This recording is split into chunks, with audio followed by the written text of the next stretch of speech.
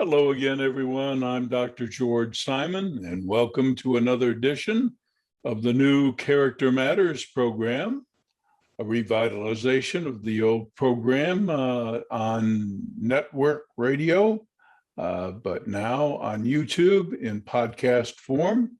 This is the program where we talk about what I consider to be the defining issue of our time, the character crisis that we have faced for some time now, and that affects every single aspect of our lives, our relationships, our civic affairs, our broader social affairs, even our world affairs, our politics, our business affairs. Every single aspect of our lives has been affected by this character problem. And I have been on kind of a crusade, of course, for years, writing many books on the subject. And today we're going to be talking about one of the essential life axioms that I began talking about last week, these essential life axioms that I prefer to call the 10 Commandments of Character, and that I first introduced in my book, Character Disturbance, several years ago. Ever since then, people have been writing me asking to expound on these principles, and that is exactly what I have been doing, writing and rewriting what will probably be my last offering, literarily, at least in formal manuscript form, and it should be available this Christmas. I'm hoping that will be kind of a Christmas gift, if you will. And I'm working diligently to try and make that happen. It's been a long time. It's been a long haul. I've been working on it for some time, as many of you know, but I've been really wanting to get it right because I consider this, like I said earlier at the opening of the program, the defining issue of our time. It is so imperative that we recover a reverence for the importance of character.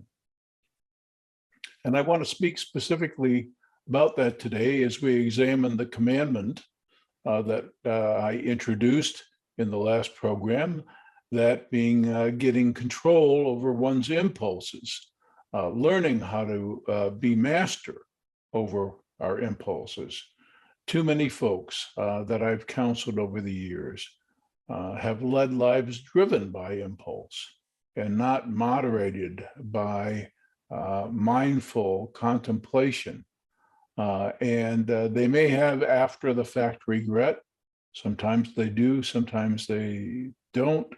But after the fact, it's too late. It seems like too many people haven't acquired the skills to control themselves, and that's a real problem. A bigger problem, in my opinion, as I mentioned in the prior program, last week's podcast, a bigger problem is that we have become all too dependent on all kinds of external structures to help us do what was formerly considered the rightful job of character. We take pills. We depend on structures. We write all kinds of rules. We have millions and millions of laws on the books, and they don't seem to be able to control some people anyway. We are so dependent on external means of regulating us because we can't regulate ourselves, it seems.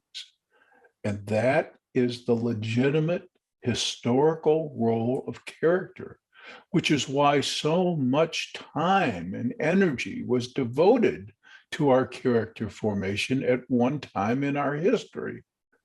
Parents, relatives, teachers, all other mentors participated in a partnership, all designed to help instill within us the kind of character that would carry us through life and meet its challenges and help us control our urges and regulate ourselves in a healthy way.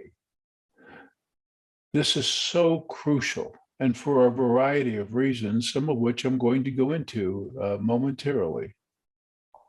So I want to say a little something about why it is so dangerous for us to be so dependent upon external sources of control over our impulses, whether it be medication or a tight structure in our immediate environment.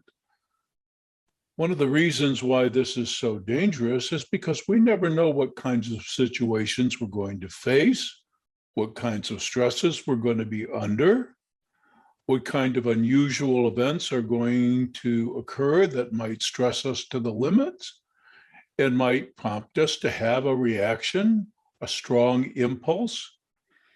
And the job of character is to be mindful of what's going on inside us and not simply do before we think, but to rather think first before we act, and to exercise some modulation over our impulses.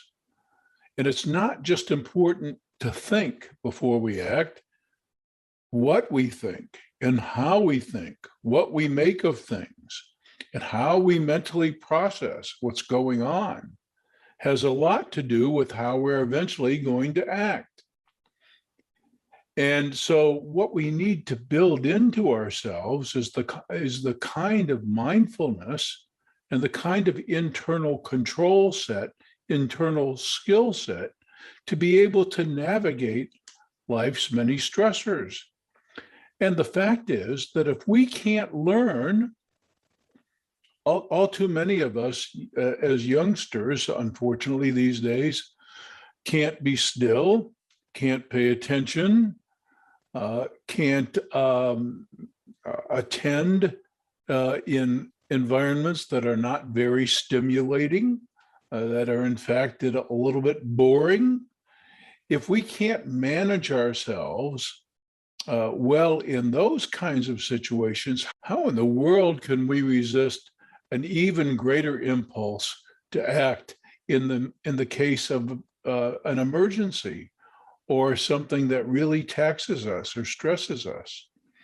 How in the world can we mindfully process what we probably ought to do in response to someone's disrespecting of us or shaming of us or other behavior that we don't like? How in the world can we manage to control ourselves if life has been going not the way we'd like it, and we're increasingly frustrated, and we have all this pent-up anger and even sometimes rage?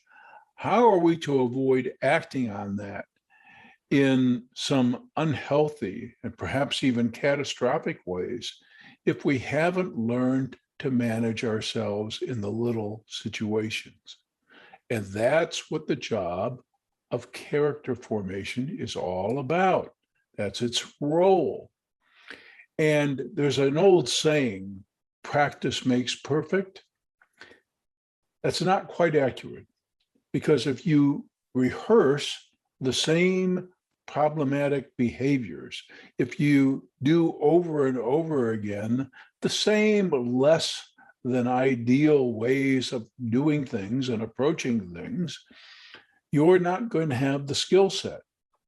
As any professional will tell you, training you to, say, excel at a sport, whether it be golf or tennis or any other kind of sport, where you have to have good, basically, muscle memory or good memory for form, they will tell you that it's not practice that makes perfect, but perfect practice that makes perfect. In other words, you have to over and over and over again rehearse what it means to be well-disciplined, well-controlled. And if you can do it in the little things consistently, then when the bigger challenges come along, you're better equipped. That's the role of character. And as I mentioned before, it's why our mentors spent so much time and energy helping us develop that kind of character. They knew that it was going to help us go through life and meet all kinds of challenges that we couldn't anticipate and be able to handle them okay and not be dependent on someone or something to manage us because we knew how to manage ourselves. So we have an issue today, a pretty significant one, in which all too many folks have developed an unhealthy dependency on people, places, and things to control them, as opposed to having the internal resources solidly imbued in their character that will allow them to exercise mindful control over all their impulses. So when they're feeling anxious and have the urge to gratify and have that impulse to down an entire bag of chips, they don't. So they don't have to pay the consequences later. They can exercise mindful control. And so when somebody does something outrageous, really offends us, and we feel like severely lashing out, maybe we have even the urge to kill somebody, we don't, because we have already developed the internal resources to manage our impulses and to stop and think. And not only think, but think in a proper way to process what's going on in a more mindful, pro-social way. This is the role of character.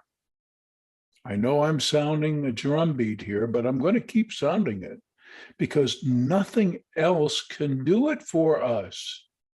We keep doing the same things over and over again and expecting different results. And as someone said, that's the definition of crazy. Our rules can't save us, nor can all the wonderful medicines that we have devised. Sometimes they're absolutely essential, but we've become far too dependent on them. And some folks come to the table, there's no question about it. Some folks, in the way that they're put together biologically, the way their biochemistry works, learning to manage their impulses is a harder task than it is for many others. But that doesn't mean it's an impossible task, and that doesn't mean that with the right kind of coaching and consistent reinforcement and the right kind of mentoring, they can't develop sufficient resources to manage themselves and not have to be dependent upon something else or someone else or some chemical to manage them. Now, as I said, in some cases, it's absolutely essential. In some cases, because of no fault of the person and the way they're put together, it's absolutely essential that they have some kind of external means or assistance in managing both their emotions and their impulses. But for the vast majority of us, the bigger problem these days, and the reason we've become so dependent upon counselors, medications, structures, I know many folks who have told me that the prime reason they went, for example, into the military is because they knew they needed some kind of discipline in their lives, had no idea how to do it themselves, and figured at least the regimen and the routine and the structure and the oversight available in the training that they would get might help them acquire some skills. It's sad that they entered adult life not already having the skills.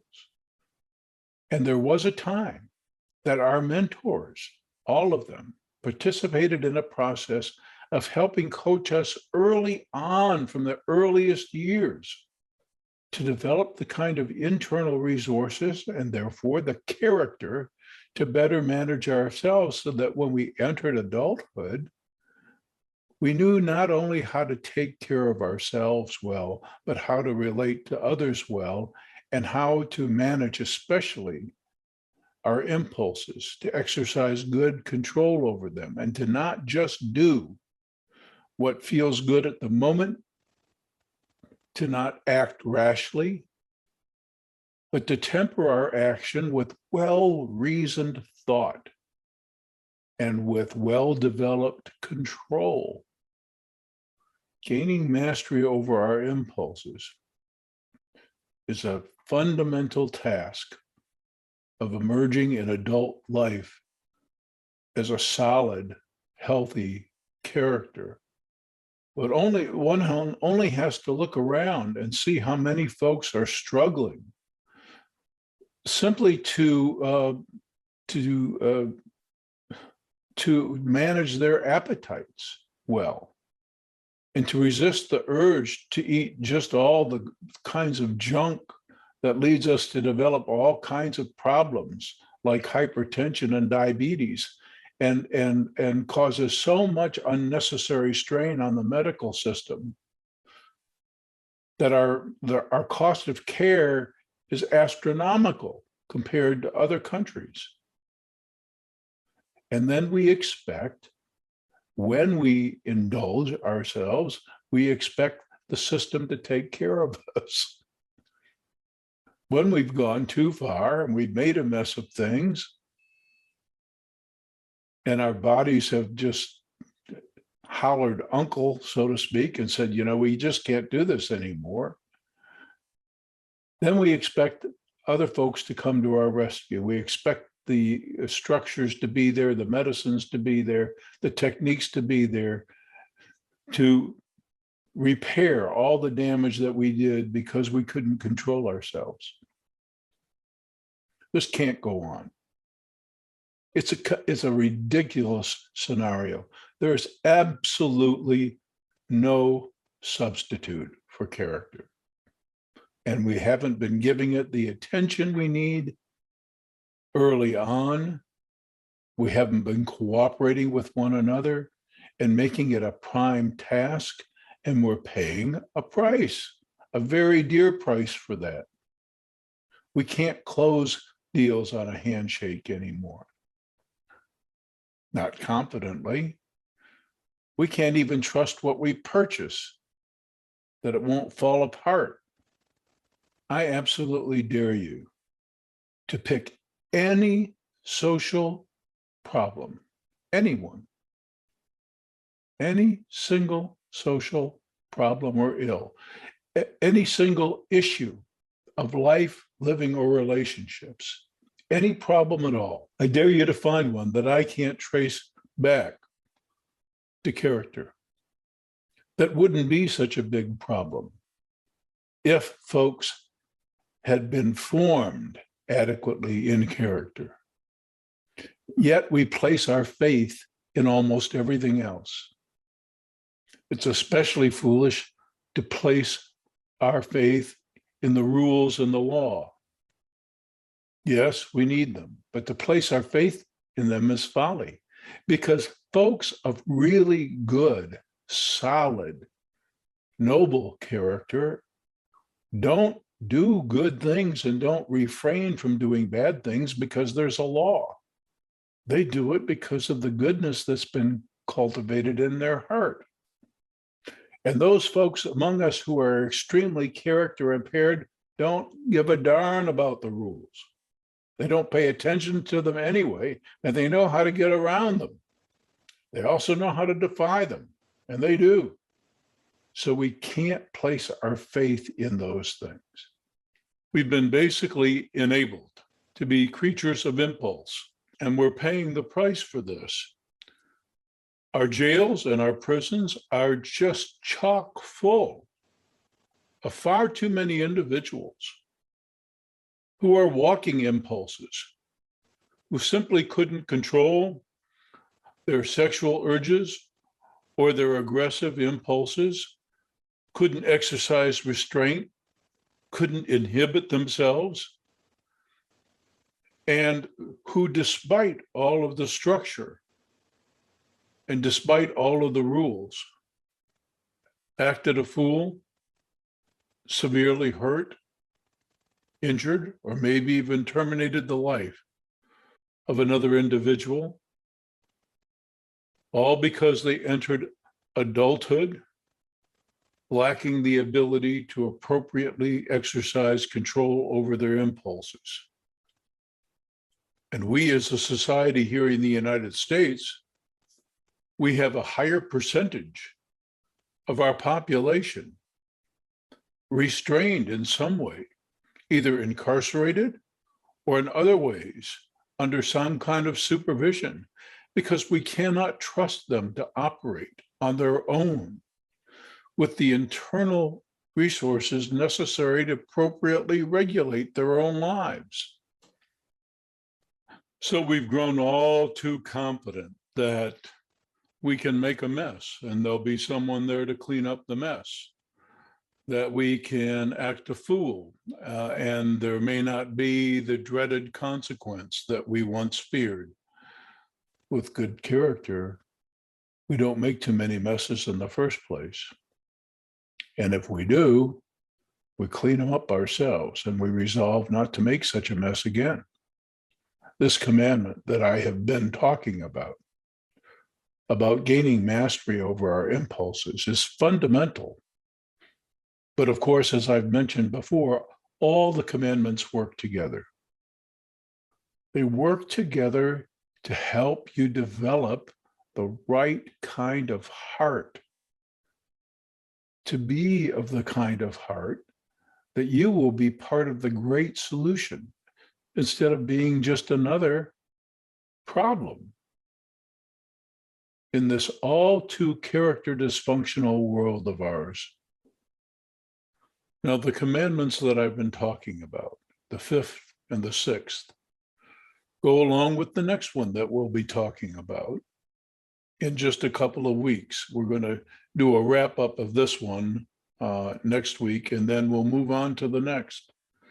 But taken together, they are the formula for developing the kinds of internal controls necessary for us to lead a responsible, self-regulated life and not be dependent upon external structure, medicine, or some other means of controlling us. And all the commandments that we've been talking about have to be taken together, because to develop the right heart, you have to learn the lessons associated with each one of them. You can't develop the right kind of heart unless you've overcome your inherent egocentricity, the kind of egocentricity that we're all born with and we have to grow out of, and appreciate that we're all a part of something vast, more complex, more profound than we can possibly comprehend, and that we're all connected in very intricate ways, interdependent ways, and that everything we do affects something else or someone else. So we have to have a mind to move beyond that kind of myopic worldview, that egocentric worldview. And we have to develop a proper sense of self, knowing our worth, where that worth comes from. We have to have gratitude for this great gift that we've been given. And in humble appreciation for it, have a heart to give something of ourselves in that appreciation. To put back, to not be just a taker, to be a part of the solution instead of just part of the problem, to be a meaningful contributor and co-creator, as opposed to a pure, wanton, unscrupulous consumer. And we have to have incredible reverence for the truth, because we can't address and solve any of our problems if we're not willing to have honest, open, receptive discourse. Our divisions have grown to a breaking point because each side just knows how right they are at how misguided the other side is. And in their incredible ego, can't open, can't listen. And nobody really wants the truth, the unvarnished truth without spin. Very few folks are so committed to the truth, the whole truth, and nothing but the truth, that we can even have a civil conversation anymore. And more importantly, without reverence for the truth, we can't honestly reckon with ourselves. We are great self-deceivers, and no character growth can occur in that kind of atmosphere. We have to get brutally honest with ourselves, about ourselves, and with each other, about each other. So all these commandments work together, and we have to develop the heart for it. And how we develop the heart for it is by having these values instilled in us so early that we witness the benefits of these principles in our lives. And we see how they help transform things for the better. Most of us eventually get it with respect to these principles, but it's happening now in people's 50s, 60s, 70s, 80s. It's too late. It's too late. Character development is the task of childhood. And it's the task of so many of our mentors, meant to cooperate with one another in instilling in us and helping us incorporate within ourselves the principles these commandments are meant to teach. So next week, we'll be talking again about this commandment, which has to do with controlling our impulses. And I'm going to be focusing specifically on how we coach folks, especially how we teach children in their early years, how to not act merely on impulse, how to delay gratification, how to stop and think first, and how to think rightly about things before acting. And then we'll move on to the next. And hopefully very soon, you'll be seeing an entire product on these things, very well developed and in depth. I hope it speaks to your heart, this book that I've been working on for so long. And I really do sincerely pray that it receives the kind of acceptance that I hope it will. My experience has been that folks are hungry. They're character hungry, they're psychologically hungry, they're spiritually hungry, they're emotionally hungry. So many folks are lost in a sea of confusion, and there's so much misinformation out there. So I invite you to avail yourself of my other books, In Sheep's Clothing, Understanding and Dealing with Manipulative People, Character Disturbance, The Phenomenon of Our Age, where you'll find these commandments in brief, and you'll find so much other helpful information about the wide range of character dysfunction, and especially what to look for in the way of help when you're trying to seek help. And then my book, The Judas Syndrome, and my book, How Did We End Up Here? The Guide to Surviving and Thriving in This Character Disturbed World of Ours. And of course, all the many articles, the hundreds of informational pieces that you can access on my blog at drgeorgesimon.com. That's drgeorgesimon.com. And the way to contact me for consultations and other things. No workshops anymore, I'm sorry, but any other contact that you need or want to make, you can do so by using the feature on the blog. So until next time, on the next edition of the new Character Matters, I'm Dr. George Simon, thanking you for tuning in. I'll see you again next time. Take care.